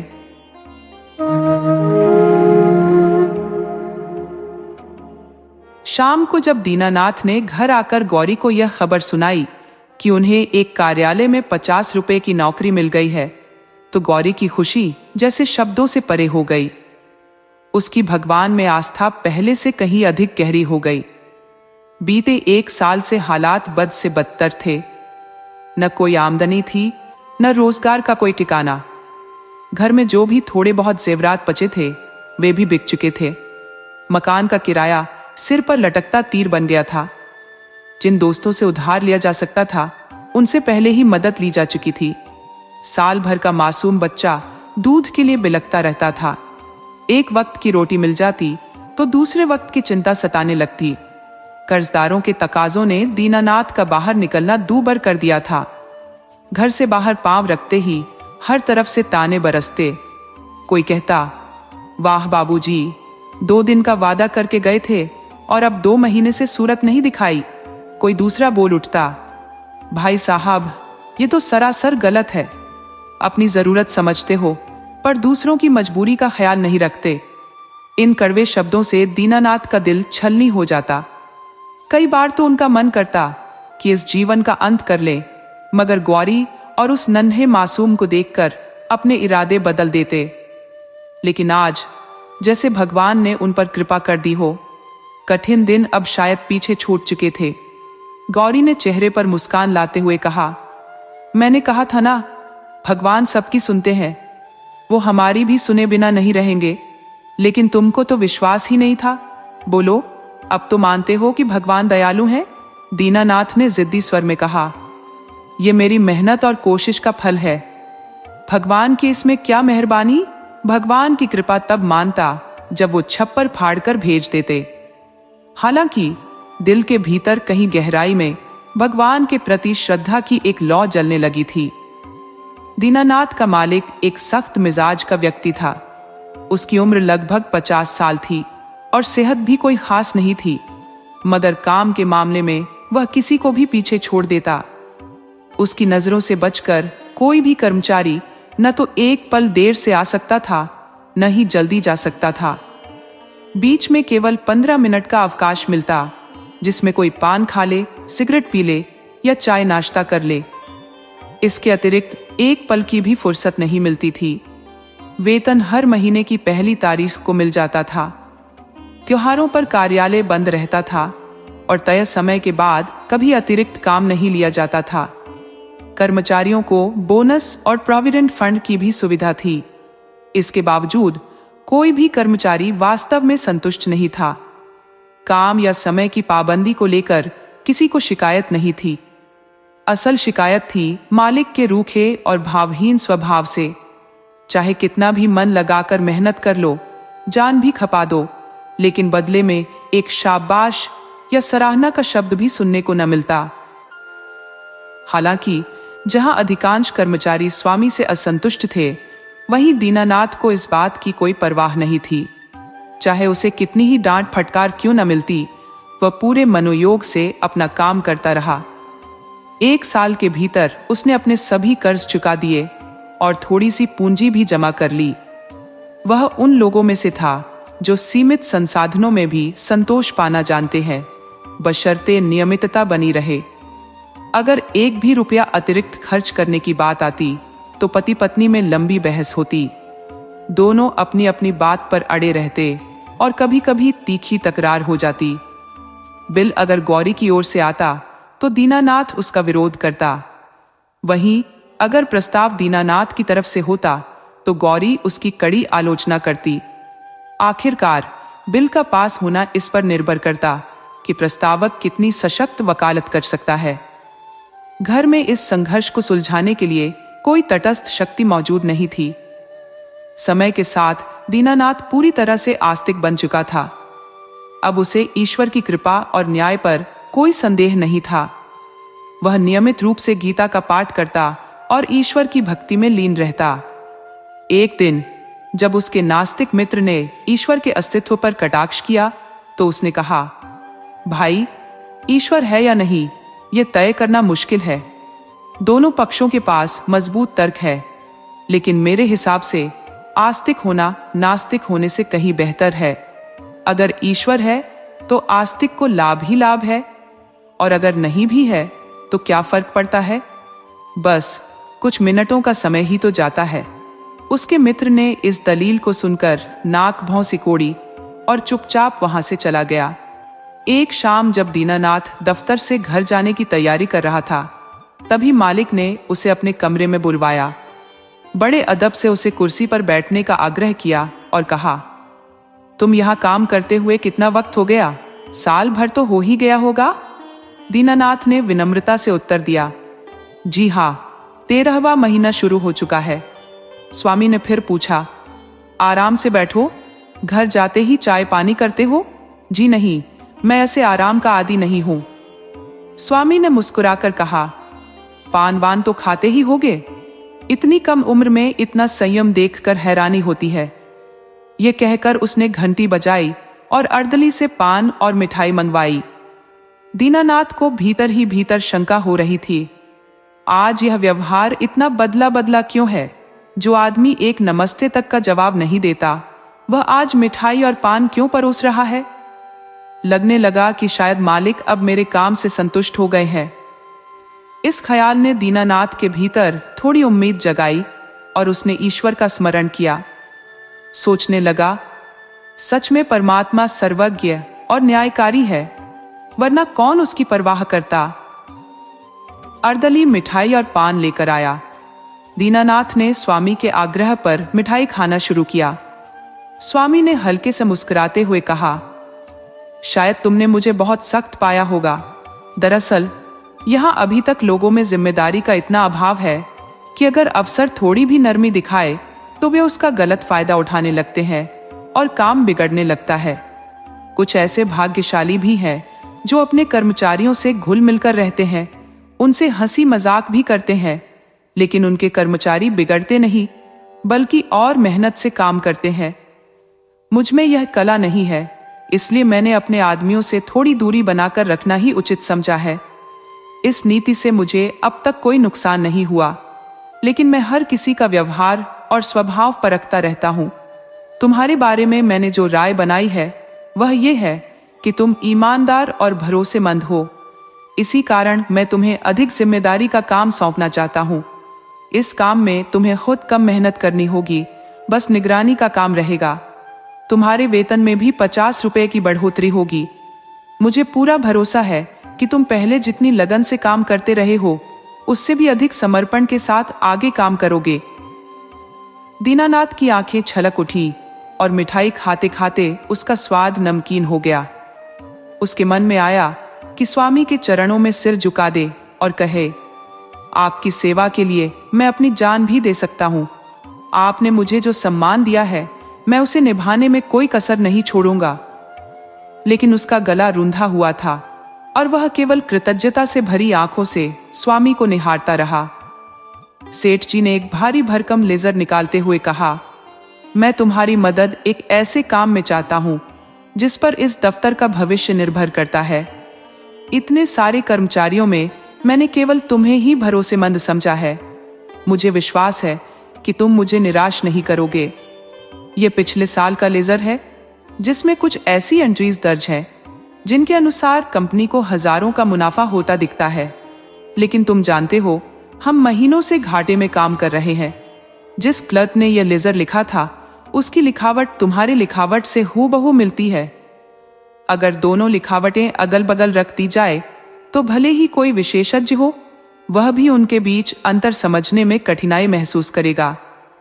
मैं चाहता हूं कि तुम इस लेजर में एक नया पृष्ठ तैयार करो और उसी नंबर का पुराना पृष्ठ निकाल लो। मैंने नए पृष्ठ का नंबर छपवा लिया है और एक ऐसा दफ्तरी भी तय कर लिया है जो रात भर में लेजर को फिर से जिल्दबंद कर देगा। किसी को भनक भी नहीं लगेगी। केवल इतना करना है कि तुम अपनी लिखावट में उस पृष्ठ को दोबारा तैयार कर दो। दीनानाथ ने संदेह जताया, जब उस पृष्ठ की हूबहू नकल करनी है तो उसे हटाने की क्या जरूरत है? सेठ जी ने हल्की मुस्कान के साथ उत्तर दिया, तो क्या तुम समझते हो कि मैं पृष्ठ को बिल्कुल वैसा ही लिखवाने की योजना बना रहा हूँ? नहीं, मैं उसमें कुछ रकमों में फेरबदल करूंगा। मैं तुम्हें यकीन दिलाता हूँ कि यह कदम केवल कार्यालय की भलाई के लिए उठाया जा रहा है। अगर यह बदलाव न हुआ तो कार्यालय के 100 कर्मचारियों की रोजी रोटी खतरे में पड़ जाएगी। इसमें सोचने की जरूरत ही नहीं है। यह मात्र आधे घंटे का काम है और तुम्हारी लेखनी तो वैसे भी बहुत तेज है। ये एक कठिन स्थिति थी। स्पष्ट था कि उससे धोखा देने के लिए कहा जा रहा था। उसके पास इस बात की पुष्टि करने का कोई जरिया नहीं था कि सेठ जी जो कुछ कह रहे हैं वह कार्यालय के हित के लिए है या केवल स्वार्थ सिद्धि के लिए। लेकिन चाहे कुछ भी हो, यह छल था और घोर छल था। क्या वह अपनी आत्मा को कुचलने की इजाजत देगा? नहीं, किसी भी कीमत पर नहीं। उसने कांपती आवाज में कहा, मुझे माफ करें, लेकिन मैं यह काम नहीं कर सकता। सेठ जी ने अपनी शांत मुस्कान बरकरार रखते हुए पूछा, क्यों? क्योंकि यह सरासर धोखा है। धोखे को कैसे परिभाषित करते हो? किसी भी हिसाब किताब में हेरफेर करना धोखा है। लेकिन अगर इस बदलाव से 100 लोगों की रोजी रोटी बच सके तो भी क्या यह धोखा कहलाएगा? कंपनी की असली स्थिति कुछ और है और कागजी स्थिति कुछ और। अगर यह फेरबदल नहीं हुआ तो हमें तुरंत हजारों रुपए का मुनाफा वापस करना होगा और इसका नतीजा यह होगा कि कंपनी दिवालिया हो जाएगी। सारे कर्मचारियों को काम छोड़कर घर बैठना पड़ेगा। मैं नहीं चाहता कि चंद अमीर हिस्सेदारों के लाभ के लिए इतने गरीबों का नुकसान हो। अगर परोपकार के लिए थोड़ा बहुत छल भी करना पड़े तो वह आत्मा की हत्या नहीं है। दीनानाथ को कोई जवाब नहीं सूझा। यदि सेठ जी का कथन सत्य है और इस योजना से 100 लोगों की रोजी रोटी चल सकती है तो वास्तव में इसे कपट न मानकर एक कड़ा कर्तव्य समझना चाहिए। भले ही आत्मा को ठेस पहुंचे, परंतु 100 परिवारों का जीवन बचाने के लिए इसकी अनदेखी की जा सकती है। लेकिन जब नैतिकता को तसल्ली देने की कोशिश की तो स्वयं के अस्तित्व की चिंता ने सिर उठा लिया। उसने कहा, पर यदि यह बात उजागर हो गई तो मैं पूरी तरह बर्बाद हो जाऊंगा। काले पानी की सजा भुगतने भेज दिया जाऊंगा। सेठ ने जोरदार हंसी के साथ कहा, अगर राज खुल भी गया तो तू नहीं, मैं फंसूंगा। तू तो साफ इनकार कर सकता है, लेकिन लिखावट पकड़ में आ जाएगी। कैसे पता चलेगा कि किस पृष्ठ में बदलाव हुआ है? लिखावट तो एक समान है। दीनानाथ निरुत्तर हो गया और तुरंत उस पृष्ठ की नकल करने लगा। फिर भी उसके भीतर एक अजीब भय ने जन्म ले लिया। इस विषय में वह गौरी से एक शब्द भी नहीं कह पाया। कुछ समय बाद उसकी तरक्की हुई।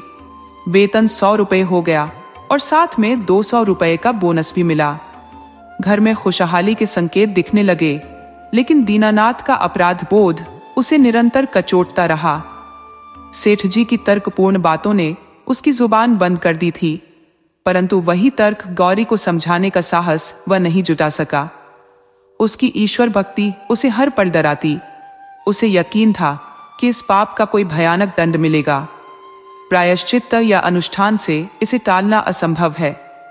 दंड अब मिले या वर्षों बाद, लेकिन जब भी मिलेगा वह अत्यधिक क्रूर और घातक होगा। मूलधन के साथ ब्याज की तरह बढ़ता जाएगा। वह अक्सर पछताता, मैं सेठ जी के लालच में क्यों फंसा? कार्यालय चलता या टूटता, मुझे क्या? आदमियों की रोजी जाती या रहती, मुझे क्या? कम से कम इस आत्मिक यातना से तो बचा रहता।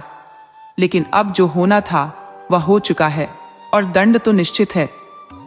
ये शंका उसकी जिंदगी के उत्साह, सुख और मिठास को निगल चुकी थी। मलेरिया का प्रकोप फैला हुआ था। उसके बच्चे को तेज बुखार हो गया। दीनानाथ के मन में खौफ समा गया। दंड का समय आ पहुंचा। वह खुद को असहाय महसूस कर रहा था, जैसे उसकी बुद्धि काम करना बंद कर चुकी हो।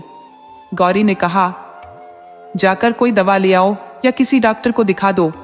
3 दिन हो गए हैं। दीनानाथ ने परेशान मन से कहा, हाँ जा रहा हूं, लेकिन मुझे अजीब डर लग रहा है। गौरी झुंझलाकर बोली, डरने की कौन सी बात है? बेवजह बातें क्यों करते हो? आजकल किसे बुखार नहीं आता? दीनानाथ ने कांपती आवाज में कहा, ईश्वर इतना कठोर क्यों है? गौरी ने दृढ़ता से जवाब दिया, ईश्वर पापियों के लिए निर्दयी होता है। हमने किसी का क्या बिगाड़ा है? ईश्वर पापियों को कभी माफ नहीं करता। पापियों को सजा न मिले तो दुनिया में अव्यवस्था फैल जाएगी, लेकिन इंसान ऐसे काम भी करता है जो एक नजर में पाप दिखते हैं और दूसरी नजर में पुण्य। मैं समझी नहीं। मान लो मेरे झूठ बोलने से किसी की जान बच जाए तो क्या वह झूठ पाप कहलाएगा? मेरे ख्याल से ऐसा झूठ पुण्य है। तो क्या हर वह पाप जिससे किसी का भला हो पुण्य माना जाएगा? और क्या? दीनानाथ की चिंतित कल्पना कुछ देर के लिए शांत हो गई। उसने डॉक्टर को बुलवाया। इलाज शुरू हुआ और बच्चा 1 हफ्ते में ठीक हो गया। मगर कुछ ही दिन बाद खुद दीनानाथ बीमार पड़ गया। उसे यकीन था कि यह ईश्वर का दंड है जिससे वह बच नहीं सकता। साधारण मलेरिया था, पर उसकी दंड की आशंका ने इसे भयंकर बीमारी का रूप दे दिया। बुखार की हालत में जैसे नशे में इंसान की कल्पनाएं बढ़ जाती हैं, वैसे ही दीनानाथ की सोचने समझने की शक्ति और तेज हो गई। उसकी पहले की शंकाएं अब उसे सच्चाई लगने लगी। उसने अपनी कल्पना में यमदूत देखे, उनके भाले और गदाएं देखी और एक जलते हुए नरक का कुआं। डॉक्टर की दी गई दवा जिसे वह पीता, उसे लगता जैसे वह यमराज की गदा के प्रहार या नरक की लपटों के सामने बेअसर है।